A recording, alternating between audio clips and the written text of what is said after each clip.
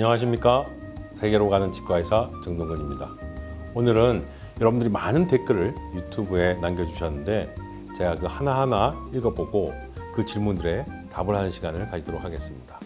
평소에도 여러분들이 유튜브를 보시거나 또는 많은 블로그를 보시고 궁금한 게 있으시면 저희 댓글을 남겨주시면 언제든지 제가 상세하게 또 자세하게 친절하게 설명을 드리도록 하겠습니다. 첫 번째 댓글 질문부터 제가 읽어드리겠습니다. 병원마다 임플란트 가격이 다른 이유가 있나요? 라는 질문을 해주셨습니다. 어디에 사는 누구입니다. 이렇게 말씀드리면 참 좋겠는데 누군지는 잘 모르겠습니다. 제가. 그러나 정말 많은 분들이 질문해 주시는 것이기 때문에 임플란트 시술에 대한 이 치료비에 대한 문의는 저희 병원에도 많은 문의 전화가 오십니다만 제일 많은 부분이 이 가격에 대한 부분이죠. 치료비에 대한 부분인데 이 환자분들 입장에서 보면 치과마다 이게 치료비가 다르니까 충분히 이렇게 궁금해 하실 것 같습니다. 근데 정확하게는 이 질문에 대해서 제가 조금 반론을 세운다면 임플란트 가격이라고 볼 수 없다고 봐요, 저는. 이게 임플란트 가격, 이게 물건이 아니기 때문에 판매하는 어떤 상품이 아니거든요. 그래서 실제로는 임플란트 시술하는 또 수술하는 또 모든 보초를 하는 이런 전 과정에 대한 치료비가 얼마인가, 이게 더 좋은 질문이 아닌가 생각이 들고요. 그렇다 보니 수술하는 방법 또는 수술의 난이도 또는 술자의 경험 여러 가지 또 시스템에 따라서 또는 치료 기간 또는 환자분들이 느끼는 고통과 인내의 정도를 따라서 이 치료비는 다르게 책정되어 있는 것입니다. 물론 초창기에는 재료에 따라서 재료가 좀 고급이거나 또는 외국 제품이거나 또는 검증된 많은 분들에게서 인구에 해가 되는 그런 임플란트를 신입하면 좀 원가에 따라서 비싸고 또는 아무래도 국산은 저렴하게 시술을 했던 그런 시기가 있었습니다. 아마 제가 20년 전부터 시술을 했으니까 그 당시 초창기 때 그렇게 많은 저도 치료비가 책정되었던 것 같습니다. 근데 지금에 와서는 이 임플란트 시술하고 끝나는 것이 아니라 관리를 계속 해야 되거든요. 그러다면 이 프로그노시스, 예후에 대해서, 프레딕터빌리티, 예지성에 대해서 얼마나 오랫동안 잘 쓸 수 있는가, 또는 사용되면서 생기는 여러 가지 컴플리케이션, 후유증을 어떻게 예방하고 또 어떻게 관리하고 치료하는가에 더욱더 초점을 두게 됩니다. 이 모든 것을 다 포함해서 치료비에 우리가 이렇게 브레이크다운을 해보면 조금씩 나눠져 있는데요. 여러분들이 어디에 더 집중하냐에 따라서 치료비는 다르게 나타날 수 있습니다. 좀 제가 어렵게 설명해서 여러분들이 더욱더 이렇게 갸우뚱할 수 있는데요. 실제로 여러분들 나이에 따라서 정말 여러분들이 50대면 앞으로 50년을 더 살아야 돼요. 50년을 쓸 수 있는 그런 임플란트 시술을 해야 된다면 어떤 시술이 가장 적합한가?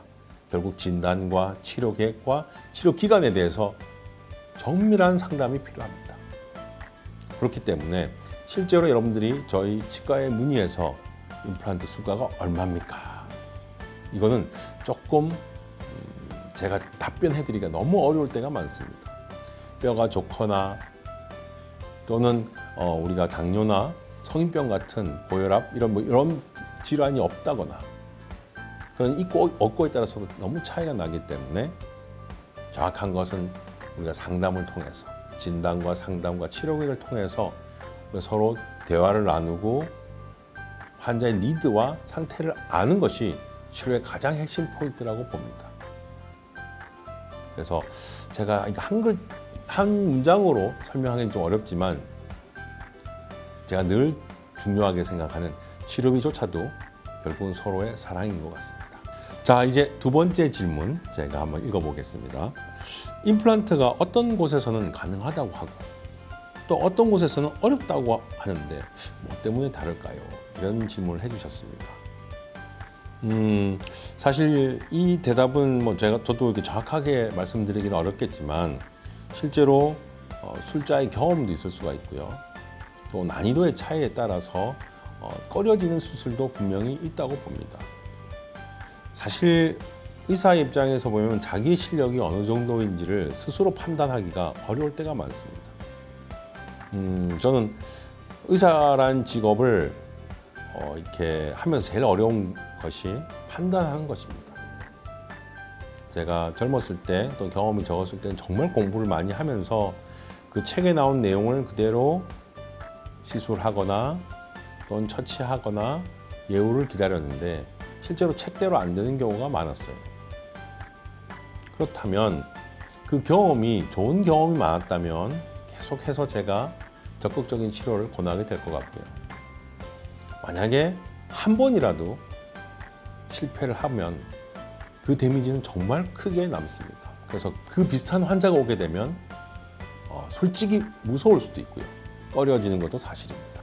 순간순간이 판단을 해야 되는 시간인데요. 제 입장에서 보면 제 20년 너머의 많은 경험이 그 판단에 녹아 있다고 봅니다. 그래서 저 또한 어떤 환자는 제가 자신 있게 이 최선을 다해서 시술을 하겠다고 얘기를 드리기도 하고요. 어떤 경우에서는 환자분의 상태가 너무 좋지 못하면 저 또한 더 큰 병원으로, 대학병원으로 리퍼를 하기도 합니다. 그러나 제가 최선을 다해서 제가 한 경험과 지식을 모두 통틀어 어느 한계선 안에 있다면 저는 환자에게 치료 계획을 설명하고 동의를 얻고 최선을 다할 마음으로 환자분과 라포를 형성하는 것 같습니다. 그래서 어떤 치료는 가능하고 어떤 치료는 가능하지 않다. 치과마다 다를 수가 있는데요. 그래서 여러분들 꼭 환자의 권리가 있습니다. 환자의 권리는 의사를 선택할 수 있다는 것입니다.